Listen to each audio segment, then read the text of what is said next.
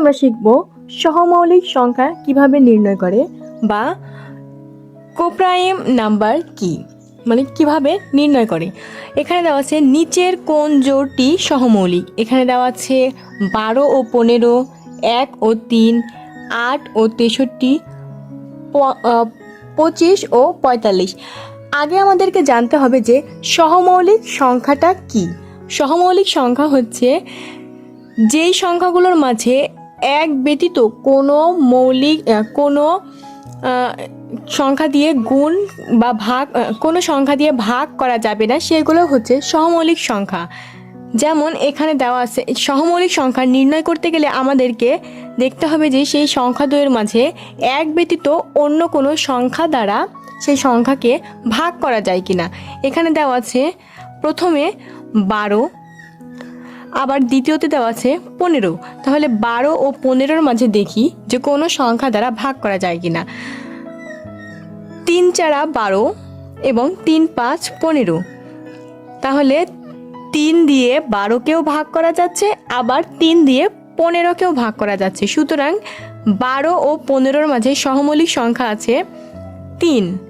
12 ও 15-র মাঝে সহমৌলিক সংখ্যা 3 আছে। সুতরাং আমরা এটাকে সহমৌলিক সংখ্যা বলতে পারবো না, যেহেতু এদের মধ্যে 3 একটি কমন সংখ্যা আছে। সুতরাং এইটা হবে না। এইবার খ নাম্বার জোড়টি দেখা যাক। খ নাম্বার জোড়ে বলছে 11 এবং 33। তাহলে 11 একে 11 এবং 3 11 33। সুতরাং এইটাকেও যাবে না, কারণ 11 দিয়ে 33কে ভাগ করা যায়। সুতরাং এটাও হবে না। এইবার দেখা যাক 8 ও 63।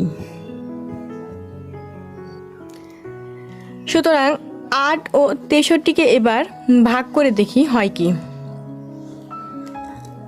8কে 2 দ্বারা ভাগ করা যায়, কিন্তু 63কে 2 দ্বারা ভাগ করা যায় না। 8কে 4 দ্বারা ভাগ করা যায়, কিন্তু 63কে আবার 4 দ্বারা ভাগ করা যায় না। 8কে 8 দ্বারা ভাগ করা যায়, কিন্তু 63কে আবার 8 দ্বারা ভাগ করা যায় না। সুতরাং এটার মধ্যে যেহেতু কোনো কমন সংখ্যা থাকছে না, সুতরাং আমাদের কাঙ্ক্ষিত সহমৌলিক সংখ্যাটি হচ্ছে 8 ও 63, কারণ এদের মাঝে এক ব্যতীত অন্য কোনো সংখ্যা দ্বারা ভাগ করা যায় না। তাহলে এখানে এবার আমরা কাঙ্ক্ষিত উত্তর পেয়ে গেছি, গ নাম্বার 8 ও 63। তাহলে কি এখানে আমাদের ঘ নাম্বারটা দেখা উচিত? আমরা দেখি ঘ নাম্বারে কি বলছে। 25 ও 45। এখানে দেখে বোঝা যাচ্ছে যে এটাকে 5 দ্বারা ভাগ করা যাবে। 5 5 25 এবং 5 9 45। সুতরাং এখানেও কমন আমাদের সংখ্যা হচ্ছে 5। 5 দ্বারা দুইটা সংখ্যাকে ভাগ করা যাচ্ছে, সেক্ষেত্রে আমাদের ঘ নম্বরও উত্তর হবে না। তাহলে আমাদের কাঙ্ক্ষিত উত্তর হচ্ছে 8 ও 63।